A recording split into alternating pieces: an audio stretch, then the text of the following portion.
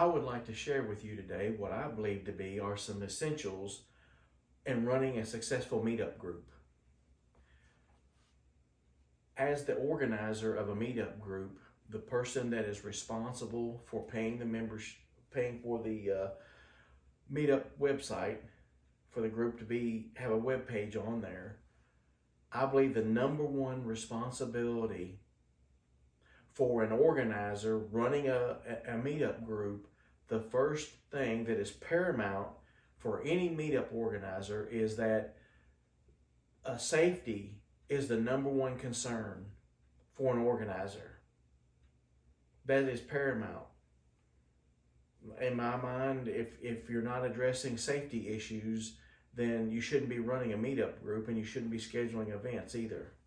That's the number one priority for the organizer of the meetup group is the safety of the members. And I would like to expand on that. One of the things that an organizer will be responsible for is approving members, people that have applied for membership and they're waiting for approval to join the group. And there's three things that I had set up for for any potential member that wanted to join the group that they would be responsible for doing before they could join. And well, actually there was four. The four things they have to do. Number one, they have to post a picture on their profile that allows anybody to be able to identify that person at a meetup event. The second thing is they had to use their real first name so that we know who the person is that's at this meetup group event. The other thing that in this particular group that I was responsible for, they had to be single. The name of the group was St. Louis Singles Outdoor Adventure Group. And one of the questions that they had to answer in order to be able to join the group was, are you single? And I actually had people to check that box to say no. And that was one of the requirements to be in the group is you had to be single. And so they didn't get approved to be in the group. One of the most important things that people don't realize is that on that profile, the organizer has to know who the person is, at least by their first name, and has to know what they look like. And that's the reason why you need a picture of just them. There can't be multiple people in the picture, so you have to guess which one is the right person. It has to be a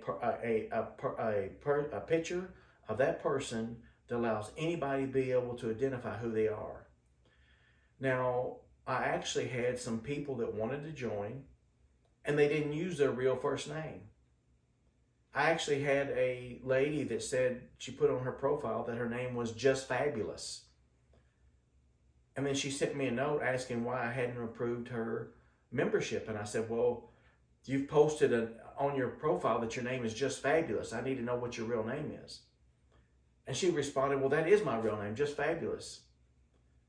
Well, I responded back, hey, I got to know your real name. I know your real name isn't Just Fabulous. Well, she responded back to me that I was a racist.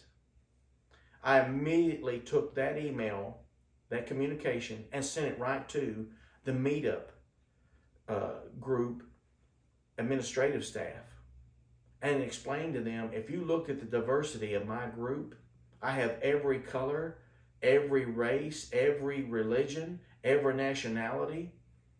I'm not a racist. And they said, well, when they responded back, they said, actually, as the organizer of the group, you own the group.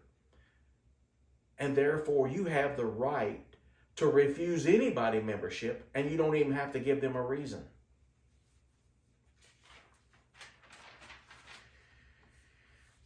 Another thing that as you're approving members and as your group is growing, another thing that there's a safety issue is you cannot have people sending private messages to other members of the group when they first join. And quite honestly, what a lot of that pertains to is we had actually men that joined the group and then automatically began sending women in the group that they had never met, sending them emails and asking them about going out on dates. Now, what most of those people don't understand is Meetup is not a dating site. If during the course of becoming a member and you meet somebody and it's a mutual agreement that you both want to go out, that's understandable. But you want to prevent people from just joining the group and thinking that that's not the primary focus of a Meetup group. It's not dating. The primary focus is to allow people to come and do things that they enjoy doing with people that have like type interest, and also to be able to, after you've came for several times, a lot of people I see actually become such good friends, they begin doing things outside of Meetup, where they go over to each other's house and that kind of thing. And that's really what it's about. You also should not allow members, as a safety precaution, you should not allow members to post in the comments within the page of the web page for the group, does anybody want to go and, for example, play golf this afternoon? And the reason why you can't allow that to happen is because that basically is like scheduling an event. And the only people that should be scheduling events in a Meetup group are organizers. It's an official event, it's been posted, and people have signed up for it. You cannot have people posting, would you like to go out to eat this evening, or something like that. And simply because it's a safety precaution. Because if you have, say, one person is the only person that responded to that and they show up and there's somebody there that's, especially in large groups, you can't know everyone very well. And so you don't need to allow people to be posting comments like, does anybody want to go here or there and do certain things, when it should only be organizers scheduling events in the group. As far as scheduling joint events between two Meetup groups, your group and say another group. Now this is a personal preference of mine, but my personal preference is I do not want to do that. And the reason why I don't is because as the organizer, I'm responsible for people in my group and their conduct at that event. And when you schedule an event with another group, then it's you're reliant on the other organizer of the other group to be responsible for their conduct. And if something happens between your member and their member, I have no recourse of being able to address an issue that arises between two members.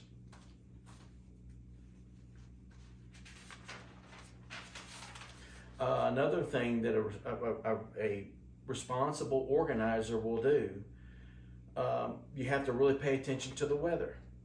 That's another safety related issue where, if you have an event, especially in the winter where there's might be a forecast for ice and freezing rain and snow, you're better off being on the conservative side and canceling those type of events where there's going to be that kind of weather, because you don't want anybody getting hurt going to the event or coming back home from the event, or to get stuck out on the highway somewhere. Another safety related issue is like during the summer when it comes to lightning and tornadoes and those kinds of things. And I would just say heed the warnings that are given. If they tell you to take cover, that's what you need to do. Another thing that you need to do too is if you're scheduling hiking events or biking events for that matter in the summertime, in the dead of summer when it's like July and August, when the temperatures can get way above 90 degrees. In my personal opinion, whenever someone is hiking, when you begin walking through those woods or when you're biking and riding that bike and pedaling, it feels like it's probably 10 or 15 degrees warmer than what it really is. So when it gets above 90, you probably should start looking at either scheduling your event earlier in the day so that it's cooler, or rescheduling the event so that you don't end up having people coming and having heat exhaustion from getting too hot. Another thing that pertains to safety that in my personal opinion, that an organizer has to watch for is, let's say you go to an event at a winery or you go to an event or an outdoor concert and people have brought their own drinks, and quite honestly, it's easy at an event like that, sitting for 2 or 3 hours.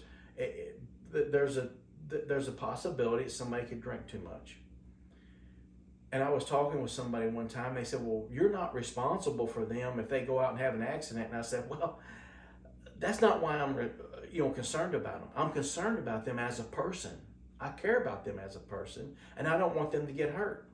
So normally what I would do as an organizer, if I saw someone that I thought had too much to drink and it wasn't safe for them to drive, especially if it was a lady, I would go and ask another woman in the group if they would be willing to drive that person. Usually there's one of their friends would be there, so it was easy to find someone to say, "Hey," and especially another lady. If it's a woman that was in that position, you'd want to get another lady and say, "Hey, do you mind taking her home, and I'll drive and follow you, and I'll take you back to your car so you can get back home as well."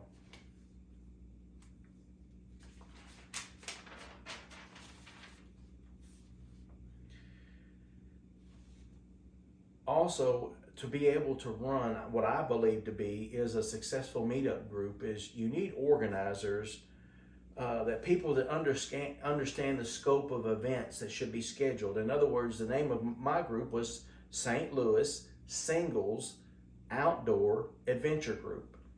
And so about at one time when I first started the group, about 50% of the events were hiking. And then the rest of them were different events like biking or kayaking, and we also went to some outdoor concerts and things like that, and a wide variety of things. We had game nights and birthday dinners and that kind of thing. And so they need to understand the scope of events. One time I had a member ask me, "Can we schedule an event for women where they go stripper pole practicing?" And I had to step back for a minute, and before I kind of bit my tongue on my immediate response, and I told him, "Hey, that's not something that's in line with what the group is about. We are the St. Louis Singles Outdoor Adventure Group, and going to a stripper pole event, it just isn't something that we're going to do as a group."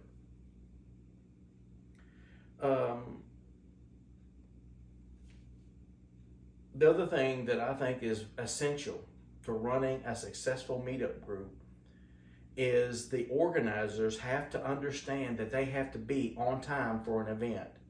If they've planned an event, quite honestly, my personal opinion, if you're on time as an organizer, you're actually late. In other words, if you schedule an event and it's for 9:30 in the morning, say a hiking event at 9:30, you don't need to show up at 9:30. You need to get there probably around 9 o'clock, so you get there early enough so that as members begin to get there, that you can help them identify that the organizer is there, and that there's a lot of times of many events where there's first time people are coming to an event for the first time, and so there needs to be someone there to help identify the organizer of the group and where the group is meeting. I've had many people tell me and say, "I'm glad that your organizers are on time." They had not experienced it in other groups where sometimes the organizer wouldn't show up at all and didn't tell anybody.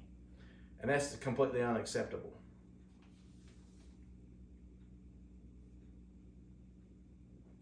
The other thing that I think is, it is imperative that the organizers in a meetup group recognize their need to welcome people when they come to a meetup event, so that there's a lot of times that people come for the first time and they're just kind of finding their way around, and so they're looking for someone to at least acknowledge that they're there. I've talked with people that said they went to an event and nobody even acknowledged they were there, and that's completely unacceptable. You need to make people feel welcome at a meetup event.